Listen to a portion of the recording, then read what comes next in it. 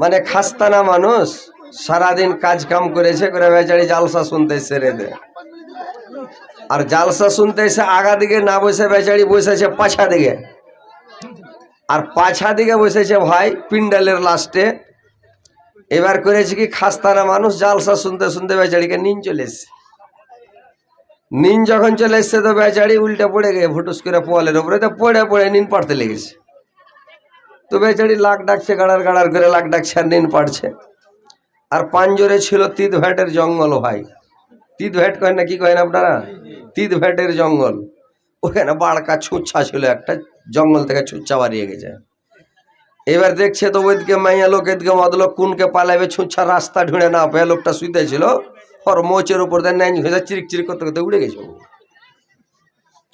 এবার লোকটা খানিক পরে চেতন পেয়েছে, চেতন পাওয়ার পরে উঠে দেখছে দেওয়া এরকম করে গন্ধ রে ভাই, ছুচ্ছা ছুচ্ছা গন্ধ করছে। ফলে লাখ মুছতে মুছতে বেচারি বাড়ি চলছে। আর জালসা কিন্তু চলতি আছে ভাই। বাড়ি যায়, গেটে বাড়ি মারছে, রে ইয়ার মা, এ ইয়ার মা, ইয়ার মা রে কপাট খুলতো রে ইয়ার মা। ইয়ার মা তখন কপাট খুল দিয়েছে। ইয়ার মা কইছে, হ্যাঁ জি ইয়ার বাপ, তুমি যে কইলে যে হজরত আলী এসছে ওয়াজ করতে অনেক দূর থেকে, তো হজরত আলী যতক্ষণ ওয়াজ করবে অতক্ষণই শুনবো, তো তুমি ফের চলে কেনে এলে, কি ব্যাপার, জালসা কি ভালো হয় না, না কেমন কি? তো কইছে, কে জানি রে, আজকের জালসাটাই খালি ছুচ্ছা ছুচ্ছা গোনাইছে। ওই খেপা কইছে, আজকের জালসাটাই ছুচ্ছা ছুচ্ছা গোনাইছে। তো জালসা কোনোদিন ছুচ্ছা ছুচ্ছা গোনাইছে ভাই? কহেন। ও খেপার হুঁশ নাই, নিনের তালে ছিল, ছুচ্ছাতে নাই খোঁজা চলে গেছে ওর মোচের ওপর দেওয়ার হুঁশ নেই, নিনের তালে ছিল। তো খেপা বলছে যে জালসাটাই ছুচ্ছা ছুচ্ছা গোনাইছে। তা আপনারা যদি দাঁড়িয়ে থাকেন, জালসা শুনে মজা পাইবেন না। বাড়ি একটু পরে বাড়ি চলে যাবেন, পায়ে যখন লেগে যাবে খেসতে যাবেন তখন বাড়ি যাবেন। আর বাড়ি যখন চলে যাবেন তখন কইবেন যে আজকে জালসাই ভালো হয়নি, মানে ছুচ্ছা ছুচ্ছা গোনা ছিল। তো বসে যেন হয় একটু কষামসিয়ে বসেন, ঠান্ডার দিন বসবেন, ভালো লাগবে, বুঝতে পারছেন? আসেন বসেন। সোনা বন্ধু সোনা ডাগর, মাইক মানে ঠা আছে না নাই? ছোট মাইক। আহা, আমার কথা শোনা না, তিনি মাদের দায়ার নবী, তাকে তোমরা চিনা না। তিনি মাদের দায়ার নবী, তাকে তোমরা চিনা না। দয়ার নবী বনে বনে চরাতেন ছাগল, কাফেররা দেখা বলতো বনের পাগল। কাফেররা দেখা বলতো এটা একটা পাগল। পাগল নাই গো পাগল নাই, পাগল নাই গো পাগল নাই, সে আল্লাহর প্রেমের দিওয়ানা। তিনি মাদের দায়ার নবী, তাকে তোমরা চিনা না। তিনি মাদের দায়ার নবী, তাকে তোমরা চিনা না। তো ভাই এবার আমি আমার বক্তব্যের দিকে আসছি। তার কারণ আপনারা ধৈর্য সহকারে বসে শুনবেন, আল্লাহর কাছে আশা করি হই হাল্লা করবেন না। আর আপনাদেরকে আমি কিছু দীর্ঘ সময় পর্যন্ত ওয়াজ শোনাবো। আপনাদেরকে কিছু আমি নবীর সিরাত একটু শোনাবো। তো নবীর সিরাত শোনাচ্ছি, শুনবেন, শোনার পরে আমল করার চেষ্টা করবেন। যে আমাদের নবী বিশ্বের নবী, আখেরি নবী। আর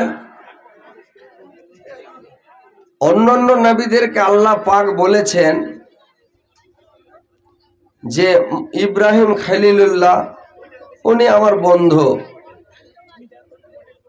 ইসমাইল জবিউল্লাহ মানে ওটাও আমার বন্ধু, মুসা কালিমুল্লাহ ওটা আমার বন্ধু, ঈসা রুহুল্লাহ মানে ওটা আমার বন্ধু। আর এর কথা কি বলছেন যে আল্লাহর নবীকে আখেরি নবী জানাবে মোহাম্মদ রাসূলুল্লাহ বলুন সাল্লাল্লাহু আলাইহি সাল্লামের কথা বলছেন, যে এটা হচ্ছে আমার প্যারা হাবিব।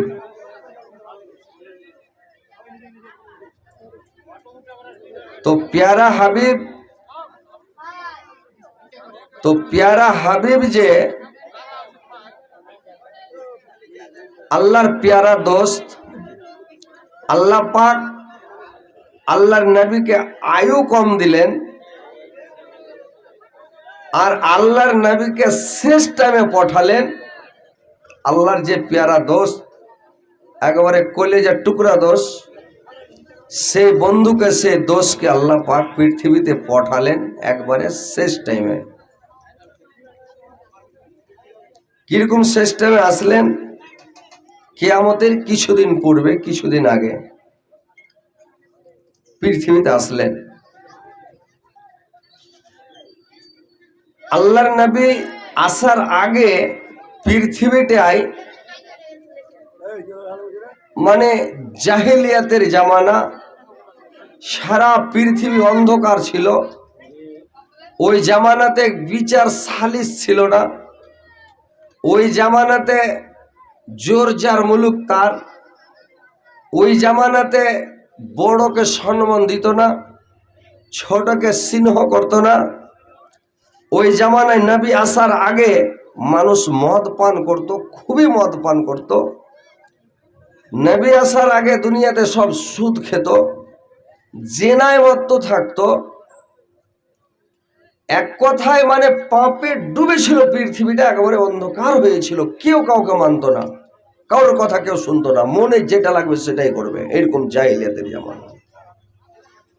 তো আরো কি ছিল যে যদি কোনো লোকের মেয়ে হতো, বেটি হতো, তাকে জিন্দেতে গলা টিপে মেরে দেওয়া হতো, জিন্দায় পুঁতে দেওয়া হতো। এই সিস্টেম ছিল ওই জামানাটাই, জাহিলিয়াতের জামানায়।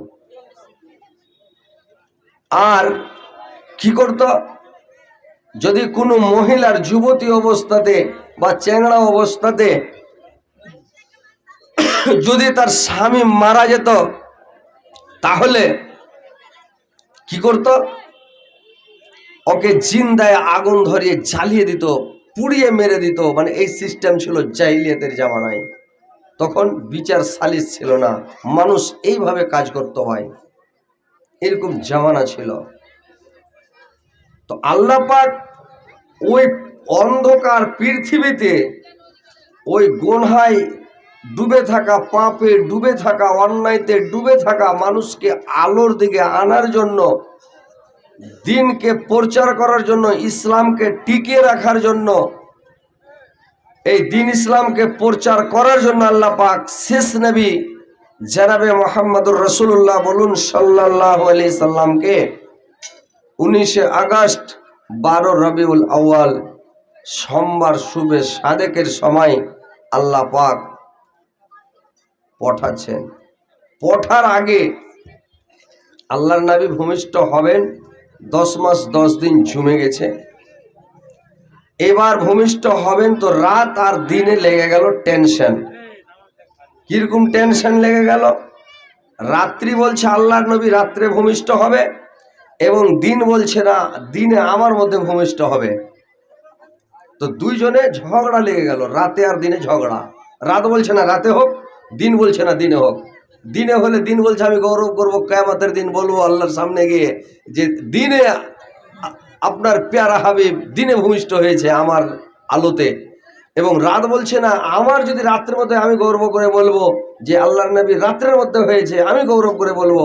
এই জন্য ঝগড়া লেগে গেল। তো ঝগড়া দিনে আর রাত্রে যদি ঝগড়া লেগে যায়, ঝগড়াটা কে মিটাবে ভাই বলুন তো? ঝগড়া মিটাতে লোক লাগবে নাকি? ওই একটা লোক, একটা গ্রামের মোড়ল বদনা হাতে করে সকালবেলা ফজর আগে তো মাঠে পায়খানা করার সিস্টেম ছিল নাকি? এখন তো সবার বাড়িতে বাথরুম টাথরুম হয়ে গেছে, কিন্তু তখন ভাই মাঠে যেতে হতো, বাসের তলে বা দূরে মাঠে ঘাটে। তো করেছে কি, গ্রামের ওই 4 লাখ লোকটা করেছে কি, একটা বদনা হাতে করে পায়খানা করতে চলে যাচ্ছে মাঠে ভোরের টাইমে। আর একটা বাঘ আর বাঘ নিয়ে আসে আবার দু পাঞ্জরে দুটা খাড়ো, একটা আগা দিকে একটা পাছা দিকে। দেখে তো আর পায়খানা চমকে গে, ওরে হয়ে গেছে। এক আগা দিকে বাঘ, ঘুরে পাছা দিকে দেখছে পালাবো, ঘুরে তো পাছা দিকে একটা বাঘ, পুজো হয়ে গেছে, কোন মনে পালাবো। তো বাঘ বলছে, ভাই চিন্তা করিও না, তোমাকে খাইতে আসিনি, তুমি ডরেছো কেন? তো কিনে যে ভাই তোমরা দুধ গেছে দুজনা খাড়িয়ে গেছো, তো দেখে ভয় লাগবে না? বলছে, ভাই তোমাকে খাইতে আসিনি, হারকে দুজনাতে একটু ঝগড়া হয়ে গেছে, আর স্ত্রী পুরুষে। তো স্বামী স্ত্রীতে ঝগড়া হয়ে গেছে, তো ঝগড়াটা মিটেবে লেগে তোমার কাছে এসেছি। তোমরা আদম জাত 4 লাখ মানুষ, দুপাইয়া জানোয়ার, তো তোমরা দুপাইয়া মানুষ, তোমার কাছে ফাইসালাটা লিবো ভাই, ওই লেগে এসেছি। বাঘ বলছে, আর বাঘ নেই দুজনে। তো বলছে কি, বললে একটা বনশিল এসছে, বনশিল এসে বলছে এটা এটা কি ভাই, এটা বনশি না টনসি? বাঘ বলছে এটা বনশি, আর ওর স্ত্রী বলছে এটা টনসি। তো এটা কি জিনিস ভাই, তোমাকে ফাইসালা দিতে হবে, কি এটা? তো লোকটা খুব চালাক, ই বলছে যে বাঘ যদি বনশি বলি তো বাঘ নিয়ে খাবে, টনসি বলি তো বাঘ খাবে, যে হাটটা হলো না দেখে খাই দিয়ে কি করবো, মেরে দেবে, কামড় শেষ করে দেবে। তো লোকটা খুব চালাক, ই তখন বুদ্ধি করে কি বলছে জানেন? বলছে এটা বনশিও লয় আর এটা টনসিও লয়, এখানটা সোজা লহা ছিল, হাতুড়ের যখন উপরে গুতান পড়েছে তখন টেড়া হয়ে গেছে, বুঝলেন? মানে সোজা লহা ছিল, ওর উপরে যখন গুতান পড়েছে কিনা তখন টেড়া হয়ে গেছে। তখন বাঘ কয়েছে হাটটাও হলো না রে। বাঘনি তখন বলছে যে আমারটাও হলো না, তো চল একে খাইয়ে কি করি, চল, তোরটা হলো না হারোটা হলো না, ভালোই হলো, চল। দুজনে চলে গেল। ইয়ার পায়খানা করবে কি বদনা ফেলে উড়েছে বাড়ি, নিজে জানটা বাঁচলো। ওরকম দিনে আর রাতে যখন ঝামেলা লেগে গেল, এবার ফাইসালা কে দিবে? ফাইসালা করতে হবে আল্লাহ পাককে। তো আল্লাহ পাক ফাইসালা করে দিলেন, এরে দিন আর রাত তোমরা শুনে নাও, আমি আল্লাহ আমি ফাইসালা করে দিচ্ছি, দিনও নয় রাত্রেও নয়, দুইজনের ভাগ সমান থাকবে, দুইজনের হিস্সা সমান হবে। কিছুটা রাত্রির ভাগ থাকবে পূর্ব দিগন্ত মানে পশ্চিম দিগন্ধকার হয়ে থাকবে, আর কিছু দিনের হিস্সা থাকবে, ভাগ থাকবে যেটা পূর্ব দিক লালি ছটকে শুভেচ্ছা দিকের মতো হয়ে একবারে ঝালা পালা জোনাকের মতো হয়ে যাবে, পূর্ব দিক জোনাক, পশ্চিম দিক অন্ধকার, এদিকে রাত্রি থাকবে এদিকে দিন থাকবে। এইটা শুভেচ্ছা দিকের সময় ভূমিষ্ঠ হবে, দিন হলো রাত্রি হলো, দুইজনের ভাগ সমান হলো, কোনো আপত্তি থাকবে না। আল্লাহ পাক ফয়সালা করে দিলেন। ওই টাইমে দেখেন ভাই আল্লাহর কারিশমা, 19 আগস্ট 12 রবিউল আউয়াল সোমবার শুভেচ্ছা দেখার সময় মক্কা নগরীতে আল্লাহর নবী জন্মগ্রহণ করলেন। আর যখন আল্লাহর নবী ভূমিষ্ঠ হয়ে গেলেন ভাই, সারা পৃথিবী আলোকিত হয়ে গেল, সারা দুনিয়া জোনাক হয়ে গেল। আল্লাহর নবীর এত চেহারা, এত সুরাত সুবহানাল্লাহ, যে চেহারার দিকে তাকা যায় না, পূর্ণিমার চাঁদের মতো খালি টকবক টকবক করছে, এত সুন্দর সুবহানাল্লাহ। যে ঘরটাতে হয়েছে ঘরটা আলোকিত হয়ে গেছে রে ভাই। মা আমেনা সন্তান দেখে লাগায় তারে চোখে মুখে, মা আমেনা সন্তান দেখে লাগায় তারে চোখে মুখে, স্বামীর কথা মনে পড়ে, স্বামীর কথা মনে পড়ে, অন্তর তো খায়, আমার নবীর জন্ম হলো যেদিন মক্কায়, আমার নবীর জন্ম হলো যেদিন মক্কায়, আলোকিত হলো সিংহাসন সিরিয়ায়। এবার কি করলাম, আল্লাহর নবীর একটা ফুফু ছিল, ওর নাম হচ্ছে সুফিয়া। সুফিয়া ভাতিজাকে দেখলো এত সুন্দর এত সুরতগার, দেখে সুফিয়া দৌড়াতে শুরু করলাম। আল্লাহর নবীর দাদা আব্দুল মুত্তালিব কাবা শরীফের কাছে ছিল রে ভাই। কাবা শরীফের কাছে সুফিয়া দৌড়াতে লাগলো, আর দৌড়াতে দৌড়াতে দৌড়াতে দৌড়াতে যাচ্ছে, চিৎকার করছে, খালি চিল্লাচ্ছে, চিৎকার করছে, দৌড়াচ্ছে, আব্বা জান, জি আব্বা। আব্দুল মুত্তালিব ঘর থেকে ভাবলো আমার বেটি সুফিয়ার আওয়াজ, কি ব্যাপার, আমার বেটি এত শুভেচ্ছা দেখার সময় অন্ধকার হয়ে আছে, অন্ধকারে কেন চিৎকার করতে করতে আসছে?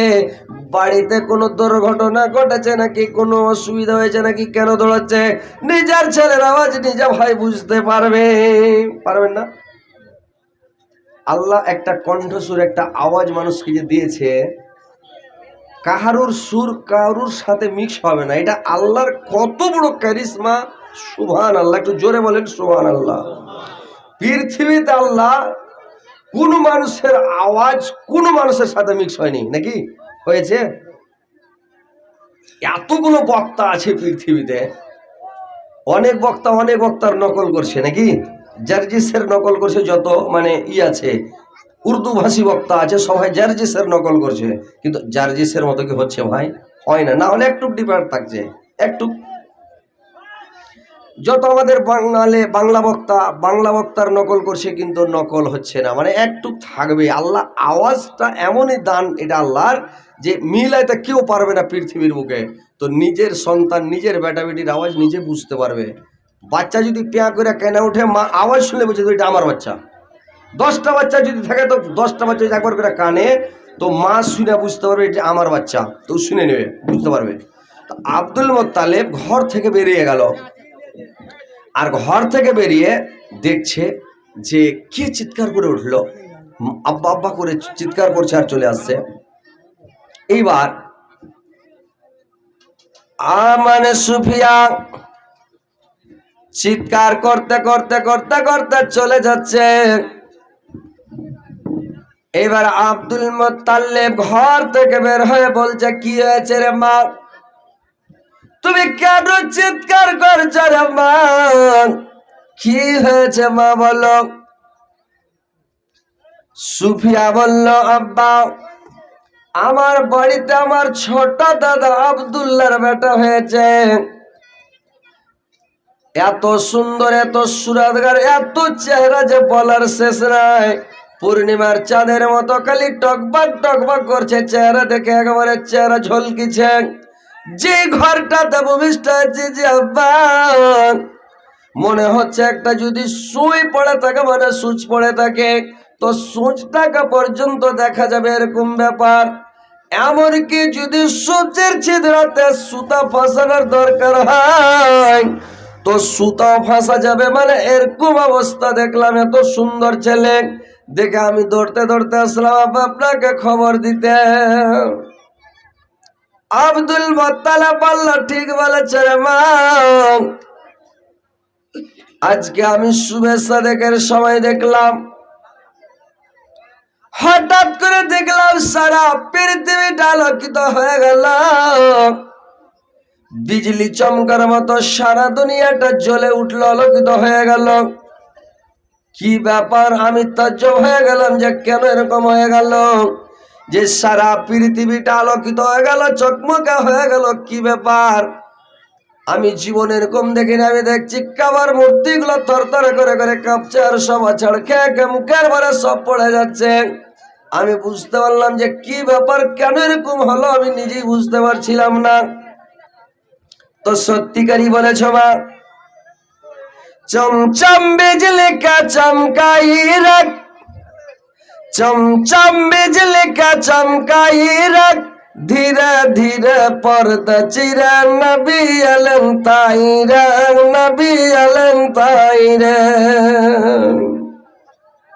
के 82 लाख आज कर धराई, के 82 लाख आज कर धराई, काबा घर बुत के पे जाई, थरे थरे मुखर बार मूर्तिया चढ़खाई रे, धीरे धीरे पर्दा चिरा नबी अलम ताई रे, नबी अलम ताई रे। देखो शैतानर की दुर्दशा, देखो शैतानर की दुर्दशा, छाड़ का बात घरेर बसा, केंदा केंदा ग्वाला बंग दारुन बुक तबड़ाई।